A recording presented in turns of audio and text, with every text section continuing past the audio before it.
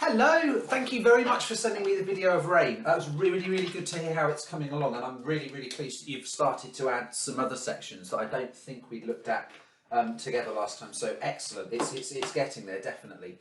So I've got a few kind of pointers.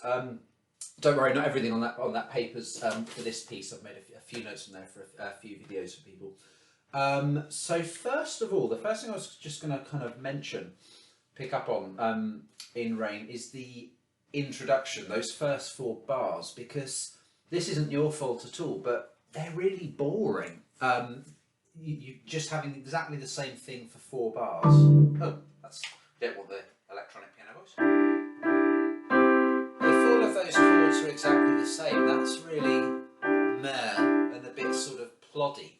And there's nothing, all it says is MF, so quite loud. There's no other kind of help as to how you, the performer, can make that interesting. So there's loads of options for what you can do, but I would do something just to make that introduction a bit more kind of sort of musical. One thing I think works really well is to build up to MF. So start much more quietly, and just over the course of the first bar or two, sort of fade in, almost like you're kind of playing with the volume dial on the keyboard and bringing it up, but obviously you can't do that on the piano. So maybe something like this.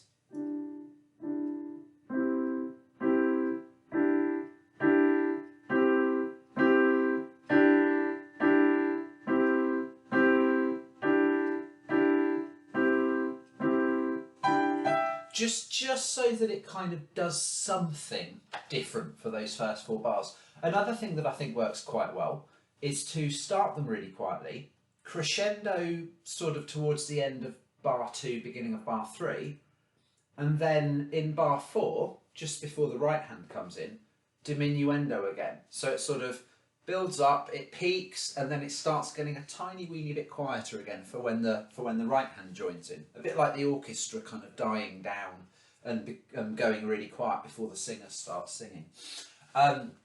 Now with the main body of the piece, what I'm going to suggest is it's more to do with how to practice it, rather than I think you should play this bit like that, I think you should play that bit like that. It's more kind of practice sort of strategy tips.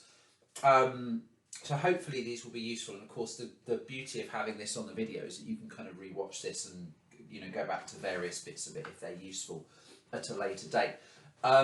The first thing I would strongly suggest you do with a piece like this is don't always practice it from start to finish. That's useful to do sometimes, but if you only ever practice something, especially something at this kind of level, if you only ever practice it like that, you'll never get it completely stable.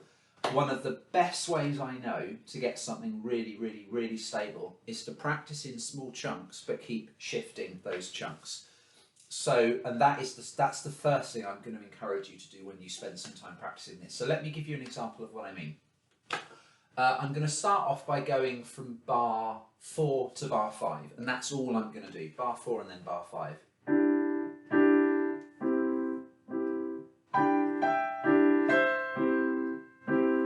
So that's that. Maybe once more.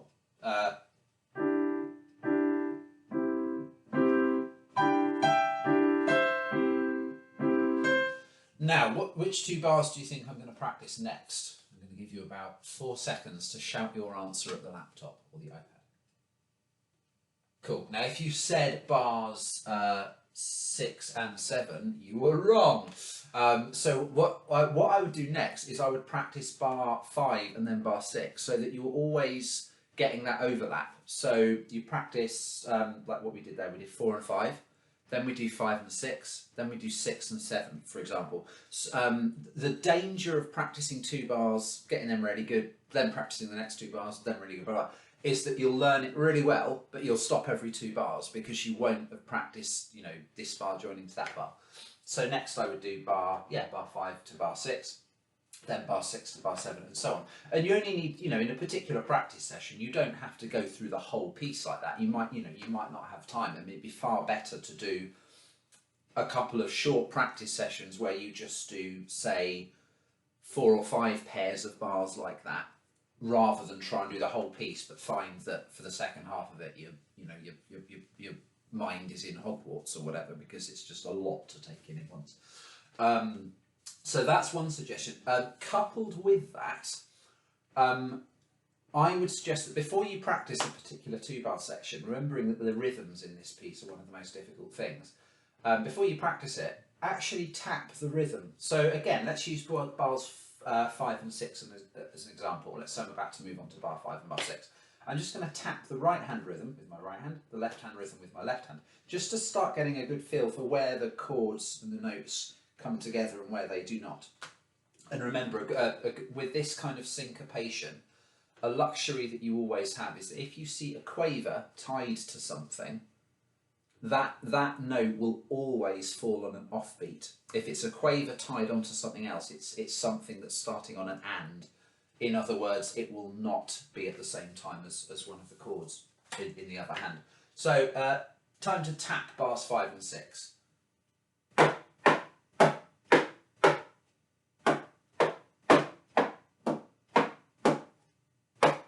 That kind of thing. It's just a way of sort of practicing one element of the music before having to incorporate all the elements, like the right notes, the dynamics and all that kind of stuff. So practice rhythm first, then practice playing it. Also tied in with that, my third suggestion, one, we've got practicing those 2-bar chunks that overlap. Secondly, we've got tapping the rhythm out first. Thirdly, this sounds really weird, I would try and practice the whole thing really softly, really kind of PP. You'll get a much greater kind of tonal control that way, and the bits that you want to make louder, it will be kind of easy to put a little bit more pressure on, a little bit more arm weight on them when you want to make those bits louder. But that would just be a really good exercise in getting those chords really kind of delicate and elegant. So here we go, bars 5 and 6.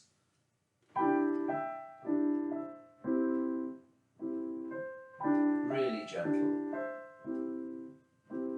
And then once I'm happy with that, and you might want to practice through that 4, 5, 6, 7, however many times. It would be time better spent to practice a 2-bar section like that several times to get it really good, really soft, really kind of in time.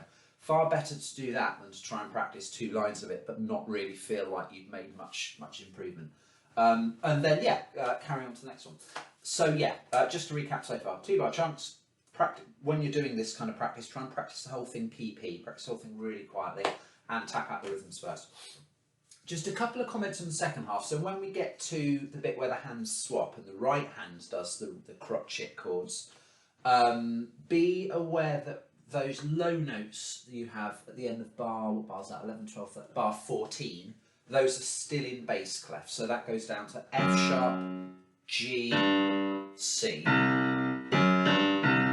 F sharp, G, C. I think you played them as if it were treble clef because those weren't quite the right notes. So if I play from bar 13.